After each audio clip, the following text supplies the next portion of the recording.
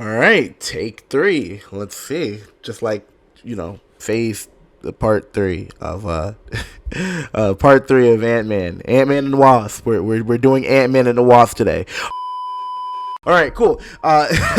So, hey, what's up, guys? Media Messiah here, back with another video. Yeah, we're talking about Ant-Man and the Wasp today.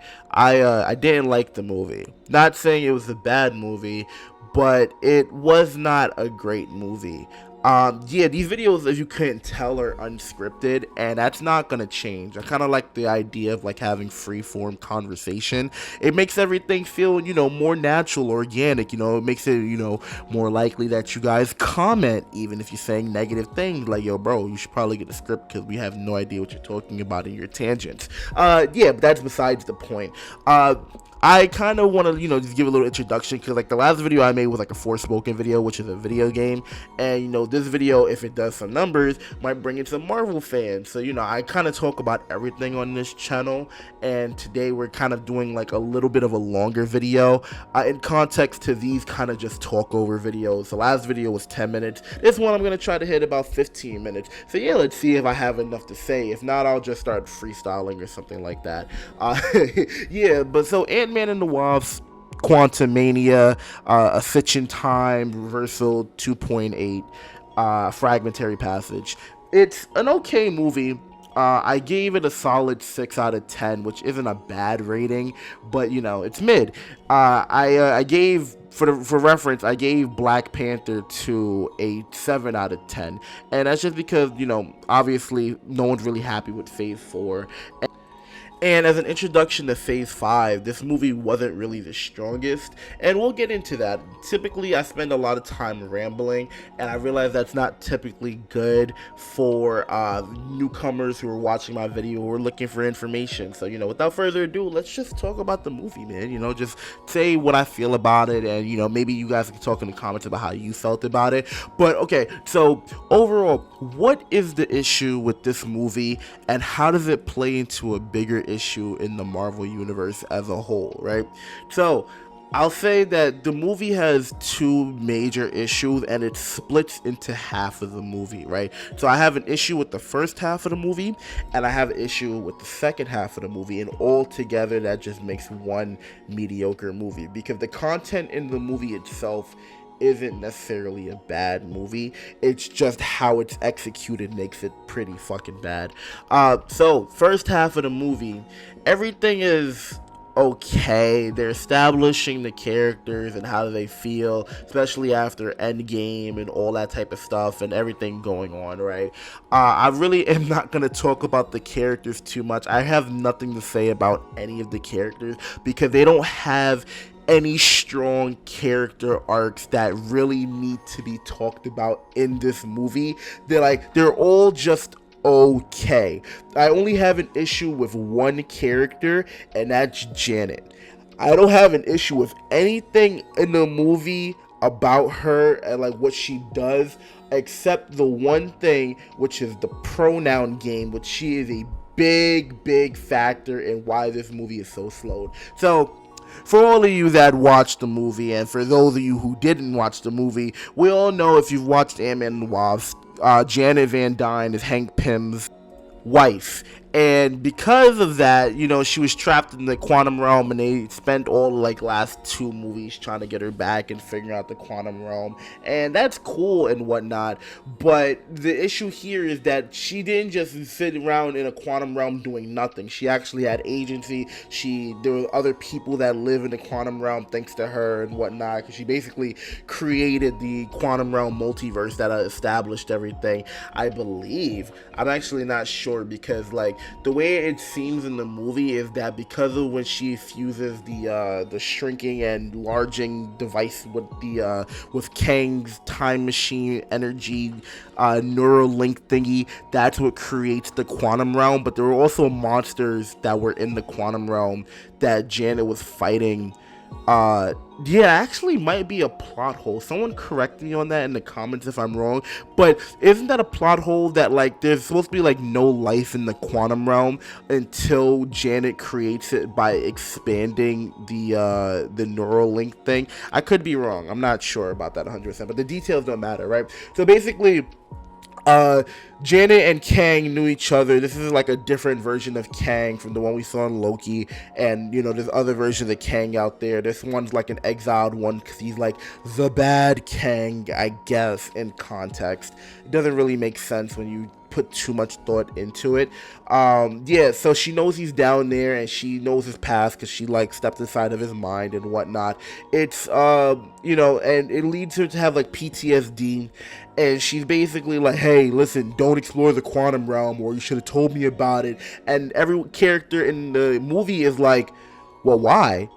I'll tell you later. We don't have time to talk about it. And it's like, okay, but we're dealing with the issue right now. If you want us to help, tell her what's going on. And like, I can't tell you what's going on because I need to extend the plot of the movie for more reasons. And it's like, I really feel like they just wanted to give Janet more screen time and more things to do. But a lot of these issues could have just been like established that, like, you know, you could have had these issues solved with like a simple conversation. And any movie that relies on the plot of a pronoun game, and it's just automatically a bad movie. It tells you that they don't actually know how to tell you a story without withholding important information. Because if there's a button that ends your movie, right, then it's not a good movie if that's how your script is based, and you shouldn't make your movie like that. And that's basically what the conversation would be. It's like, hey, listen, don't go in the quantum realm because you'll send a signal out to a guy that's exiled in there, and that's why we're not supposed to go into the quantum realm. Even though at the end of Ant-Man and the Wasp 2, Janet had no problem with them going back and forth from the quantum realm. That's actually what they were trying to do at the end of Ant-Man and the Wasp 2. They were going into the, like, they literally sent Scott into the quantum realm to gather quantum realm energy and to, like, you know, explore the quantum realm more. But you know, that's before they had any idea that they were going to use Kang, I guess. So like I said, just a bunch of inconsistencies and plot holes. Like, I'll give you one, right? So, beginning of the movie, Cassie's like 16, 17 or whatever. I don't fucking know. She's a teenager, she's older. And she's in trouble with the law in the beginning of the movie. Not because she's just a rebellious teen. She was actually doing the right thing, which is supposed to be like the plot of the movie. Like, hey, you're an Avenger. You can't just take a day off. You have to actually help people. Especially like people who are in trouble after the Thanos snap, the blip. You have to actually help them out because plenty of people are homeless and we're not doing anything about this. They had like well-paying jobs at homes and now they're just homeless, right? And you know, like, a big plot point in Ant-Man 1 and 2 was that her stepdad was a cop and her mother didn't approve, you know, of like Scott like still getting into antics and stuff like that. They both tried to see the good in him, but you know, that's not the point. So literally she's in trouble with the law, and her stepdad's a cop, and he doesn't make a single appearance in the movie. And that kind of just shows you how little they thought of this movie. They really did not put a lot of thought into it, right?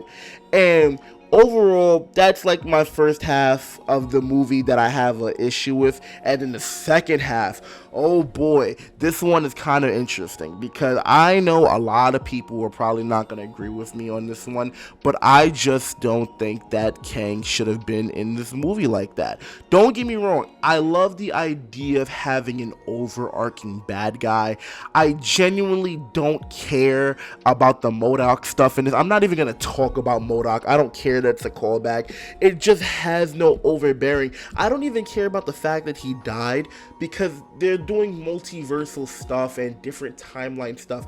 Any character you want to come back into Marvel is most likely gonna come back into Marvel, and they're gonna replace them with a new actor. We're gonna see a new Iron Man. It's just gonna happen. So if they kill off any character at this point, it's basically certifying that they're gonna come back, because there are plenty of characters in the Marvel universe that may or may not come back. They're alive. They just don't have that like much importance. Like, Will we see Maria Hill again? Sure, I love Kobe Smulders, How I Met Your Mother gang, but like, is she gonna play a big role? She may or may not. She might be in on screen for a total of 1 minute in the entire Phase 5 when we see Nick Fury. I mean, there is a Secret Invasion that's coming out on Disney Plus, which I actually am excited to see, right? But with the second half of this movie, I was a little tangent, didn't I go on? The second half of this movie, I just didn't feel like it had any soul, any heart. Like the characters that were in it, like the fucking slime dude that lets you understand their language, and the super hot Dami mommy Amazonian girl, and the fucking Pathfinder looking dude. If you play Apex Legends, you'll know what I'm talking about.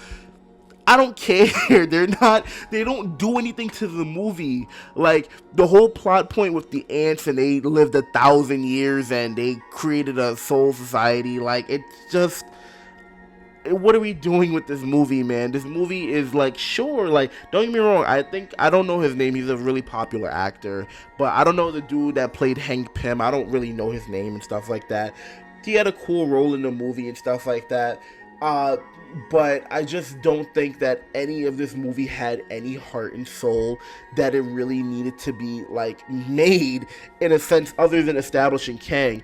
And I really feel like if they would have made MODOK the main villain of this movie and given him, like, an emotional heart wrench and, like, a term of redemption. So I feel like if you would, like, and this is what I would have said about the Thor movie, which I'm not going to talk about the Thor movie.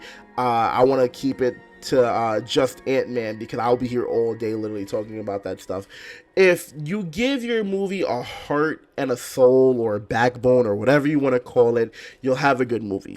So the heart of the movie should have been MODOK. The soul of the movie should have been Kang. And I'm fine with you having two villains, but you need to have it in a way that makes sense. So have MODOK be the one who has, like, the goal and the ambition and, you know, the will to carry out whatever he needs to do, like escaping the quantum realm, whatever, right? And give him that power from Kang, which is established in the movie, you know, that Kang was the reason that MODOK is created, right? And then have Kang, you know, have his own plans using MODOK and whatnot, and then he could have had it where, like, Kang is secretly, you could even gave Ant-Man and Kang a really cool fight and whatnot. And there's, like, you know, the movie tries to really have their cake and eat it too, where there's that scene where Scott, I think I said Hank, my fault, I meant to say Scott, I'm thinking about, like, him as the original Ant-Man. Yeah, you could have had it where Scott and Kang do eventually have a big epic fight at the end, and you could have the ants and stuff like that too, but you could have made it where that scene where they try to have their cake eat it too, where it's like, I don't need to win, we just both need to lose, actually have some weight into it. I thought what was going to be really cool is that at the end, when Ant-Man and the Wasp, they're fighting Kang together, and they kind of just, like, have a moment where the portal closes. I thought they were going to be stuck in the quantum realm, and they were going to have to be forced to, like, build until, you know, they find a way to get them out there. But no, they just open the portal back up like it's nothing, which, not that it doesn't make sense. It's like, yeah, they could get in easily. They could get out just as easy and whatnot. I guess, you know, that's what happens. But Kang loses, and he gets sucked into his time neural thing. I don't even know what it's called, man. It's, I thought he was gonna survive. Apparently that was a death scene. The way I took it, I was like, oh, he's fusing with the time machine itself, which gives him the, like, ability to, like, not ever get stuck in time points ever again, which gives him, like, the ultimate power. And that may or may not be the case.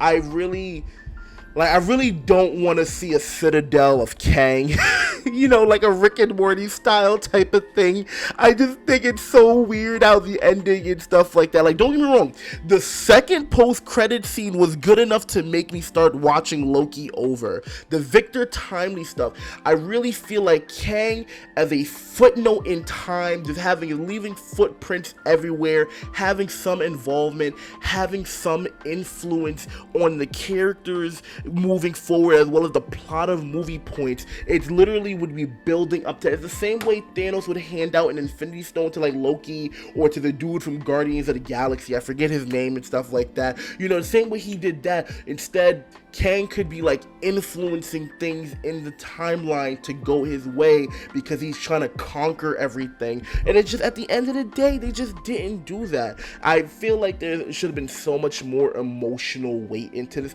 I'm not gonna lie, the dude that plays Hank Pym is not getting any younger.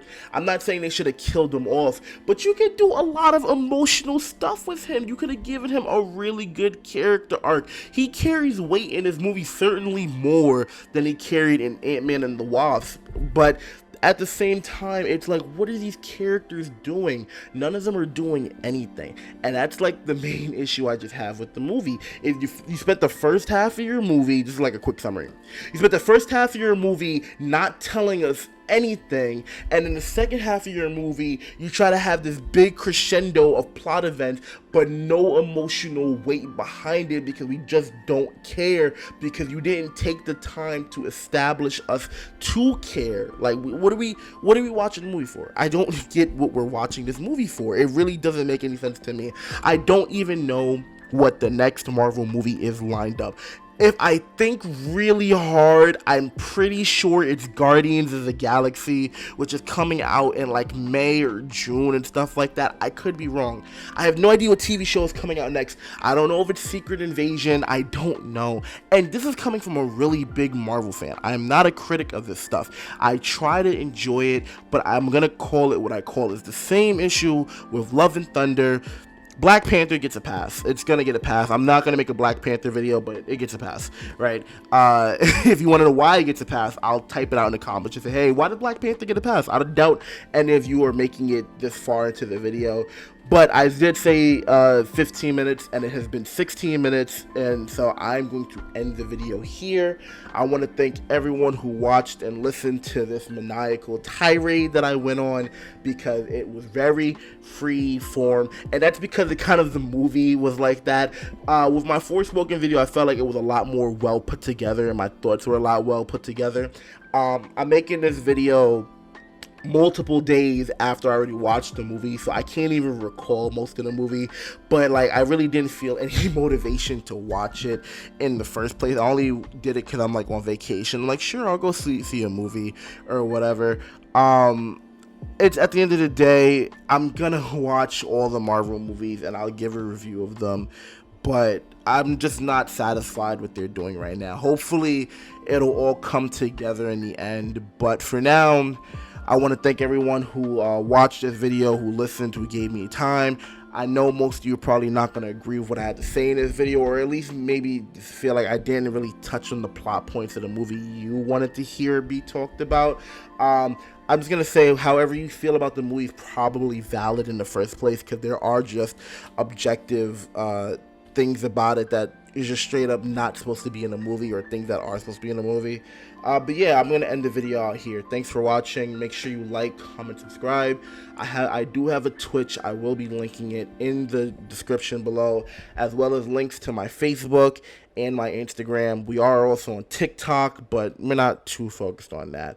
But yeah, thank you guys for watching. I think this is like the 5th time I said that. Have a good day. I'll see you next time when I make another video on something I either like or don't like. Hopefully it'll be relevant. Yeah. All right. Bye.